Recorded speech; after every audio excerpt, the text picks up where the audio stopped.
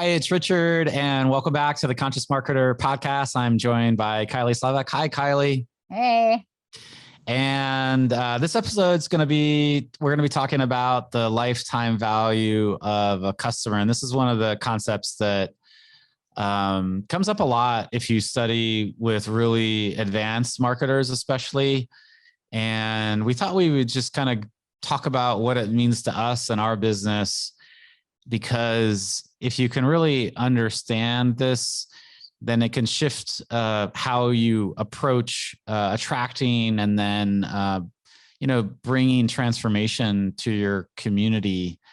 And in marketing, lifetime value of a customer is often one of these terms that's quite difficult to measure, especially when you're first starting out, because how are you going to know, like, if you sign a client on like today, like how long they're going to stay? So a lifetime value of a customer is basically how much money is typically used that customer is worth to you over a specific period of time.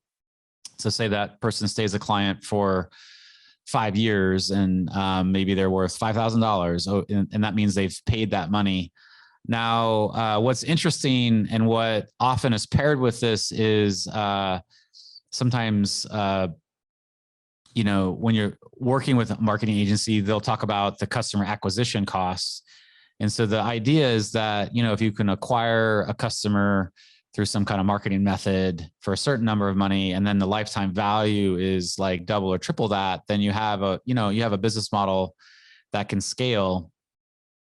And as I talk about all these terms, which I learned, I have an MBA and all that kind of stuff, it actually feels quite dry and cold to me.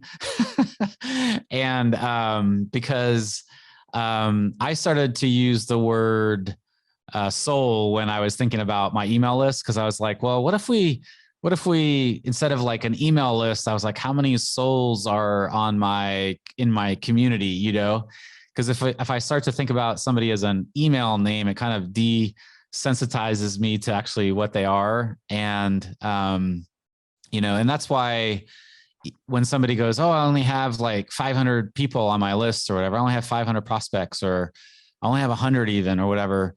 But 100 people or 500 people is still a good group of people, Mm-hmm. And it's not that you shouldn't grow it, but there's like a deeper spiritual aspect that you're actually dealing with human beings. And I think in marketing, sometimes we forget that.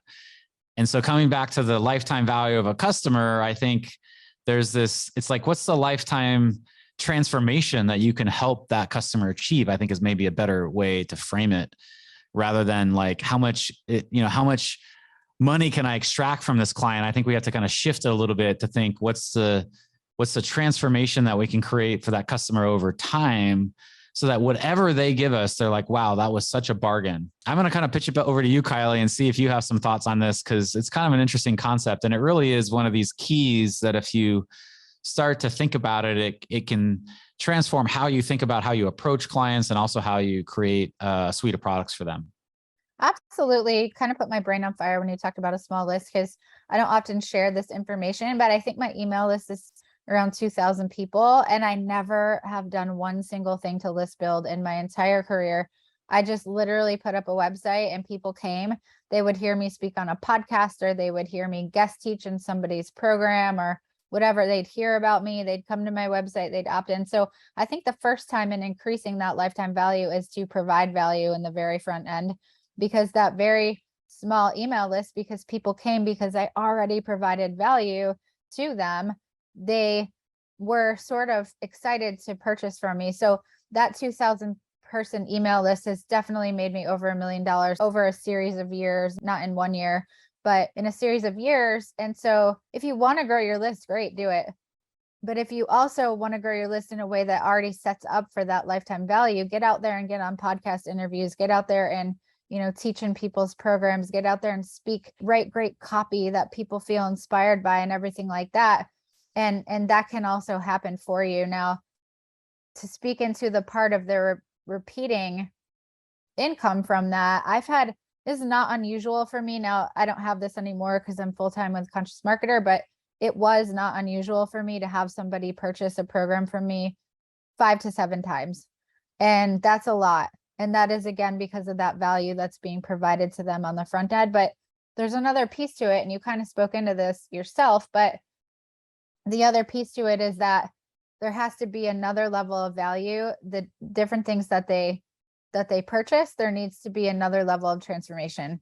So if I help somebody write email copy and that's what I teach them, then maybe they want to know how to, write a series of emails, and then they want to know how to write a sales page, and then they want to know how to do a video, right? So I'm not going to teach them all that in 10 days because that's way too much.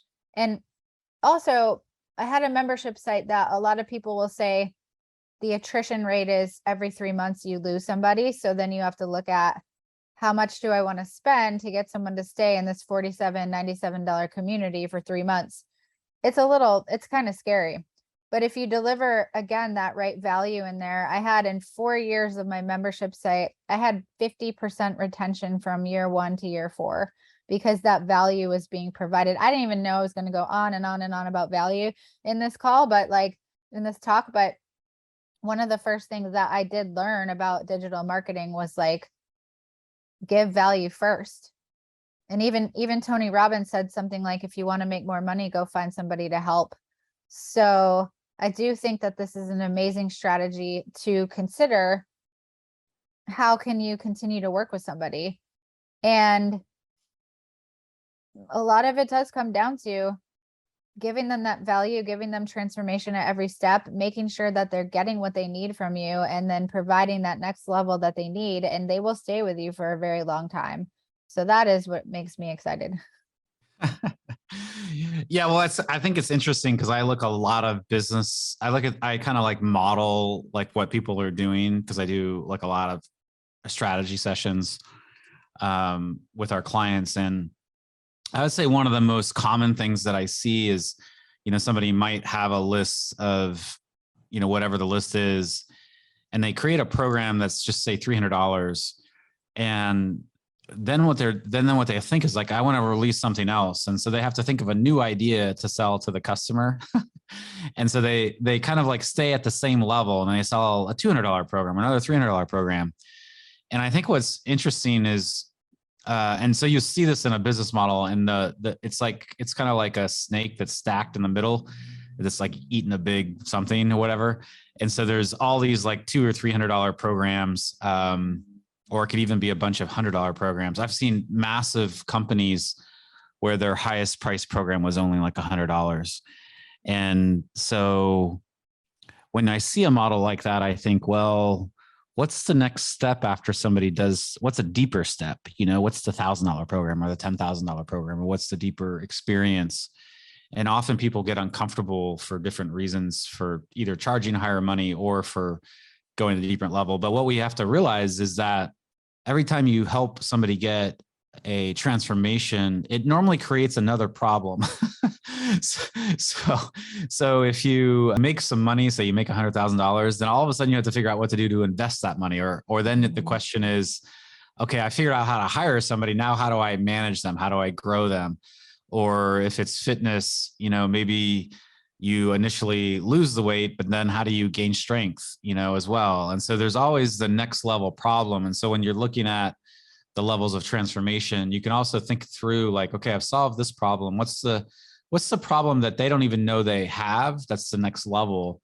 And how can I bring them to that next level? And then you can kind of, if you look at most really good models, every level is either an upgrade to a higher level, or it solves a deeper problem that often when they start, they don't even know they had. And so that's kind of a good way to think about how you can create a deeper lifetime value for that customer. Yeah, I absolutely agree with that. And I guess it can sound sharky, but it's not. It's like you can only give so much in a program. You can't give everything. And there is always another level of value that you can provide after that.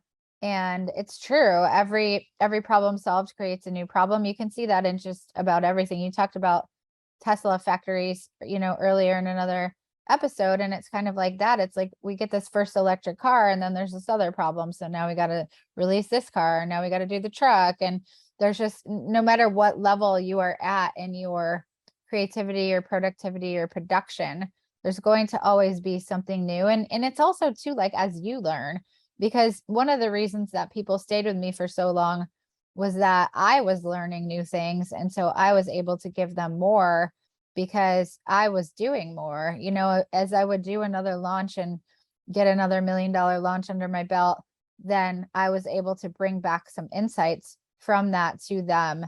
And they would go out and do whatever it was that they did. And then I might have done another launch and learned something new. And so I'm teaching them different ways that story is working in real time. And because things do change, they continue to want that information and that transformation. So it isn't like a manipulative, like, okay, here's the one thing you can offer, now chop it up into a little bunch of pieces. It's more like, in real time, people want and need more from you as you grow also. Yeah, this often happens when people do build their lists, because then they're like, they go from 2,000 to 20,000. They're like, what do I do now? And it's like, oh, well, you need to up your content game and value game. You need to up your offer game, and you need to up your affiliate game. And so all of these things kind of arise. And I think the last thing I'd kind of like to bring in about the lifetime value of a customer is what holds people so that they want to stay with you. What holds people in your community? It's almost like magnetism, where it's just a natural thing that they want to stay with you. It's like being with somebody you love. It's not like it's like an effort to be with somebody that you love. You just want to be around that person because you love them. And so you want your customers, maybe not to love you, but maybe we could even say that, we want them to love what you stand for. And so what I would say is the energetic thread that maintains the connection, that creates the magnetism, so that it's not an effort to like keep that person around forever, have to do games. And I think for me, what it is, it's the values that you stand for, and that you're consistent with those, and that you're always true to a deeper set of values. And when you're aligned with a company or a person or service where you're so aligned with their values, then you really never want to leave them. If you think about it, your own buying purchases. And so if you're a creator, you're a digital creator or creating products or services, you got to go to you got to up your game and really up your value game and really talk about it a lot, share stories, build it into your products. It has to be something that is an ongoing thing, not a one-time thing. Like sometimes I say like the Dilbert plaque on the front office. Nobody has a front office anymore, but it's like something that you're living and expressing. Like our podcast is our expression of this. Like we want to share with you what's going on and what we care about, and we want you to get to know us more. And if you listen to us and you resonate with us, we want you to be a lifetime customer, not because like we're scamming you or whatever, but just because we're just going to keep being who we are and expressing our values around marketing and serving people and helping the planet. And then if you want to do that too, then you're with us, I love that. And I like the aspect that you bring up about love, because I think it's probably the least talked about aspect of this conversation that we're having. A lot of times it's a very mechanical conversation, but my clients, the past clients that I've had, told me that they loved me like regularly, and I would say it back. And I always would think like, I'm so glad I'm not a doctor or a lawyer, because I don't think they're allowed to do that, or a therapist. All these are great professions to be in, but I think they have different boundaries than digital marketing. So it's been cool. And I think that without trust, people are not going to give you a genuine I love you. And so to me, that trust is the most important thing that I can think about on a daily basis, is like, how am I delivering enough value that I'm being trusted? And I'm being trusted when people take my work and they go out and they get results, because now they think that what I'm having, what I'm saying has some truth to it. And I always hope for that too, because a lot of times it's guesswork. We interviewed one of the smartest people I've ever talked to in digital marketing, and he said, I have to be wrong so many times before I can be right. He's like, most people aren't willing to be wrong that many times. And so it's always like this has worked in the past. Let's see how it works for you. And If it doesn't, we're going to tweak it and we're going to change it. And that's how you build trust. I believe, and that's how you continue to work with people long-term, which is really what we're talking about here. Well, we started this whole conversation talking about lifetime value of a customer, and we've kind of ended where we're talking about the inner or lifetime values that you and your customer hold. And so if you want to create lifetime value for those you serve, the souls you serve, then think about the lifetime values that you hold for your customers and build into your products and services, because that's actually what's going to be the thing that really creates that long-term connection where they're going to want to be with you forever. And I've said this a few times recently, that especially those in our higher level groups, because I get to meet them, I get to meet and work with them on an ongoing basis in our accelerator and our source group. I'm like, I want people in there that I want to be friends with for like the rest of my life. I'm 50 right now. So I'm like, okay, like I've got maybe 30 years left, 40 years left. I don't know. Like you never really know. Right. But I'm like, well, let's just say 20-ish years before I go to a cabin or a cave or something and go into retreat. But I'm like, look, if I can, the people I'm working with, I really want to see what they're doing in their life. And I want to meet them and have coffee with them and at least be online with them and have fun working with them over these next years, because I'm doing what I love and hopefully they're doing what they love. Amazing. I love it. Such a good conversation. Hope you all received some value from it and can take at least one thing and take action and increase your longevity with your people. Yep. Thanks for joining us today here on the Conscious Marketer Podcast. You can find all the episodes and downloads on consciousmarketer.com. Join us on Facebook at the Conscious Marketer's Path. That's free. We put out content there, and we'll see you in the next episode. Thanks so much for being in our community. Bye for now. Bye.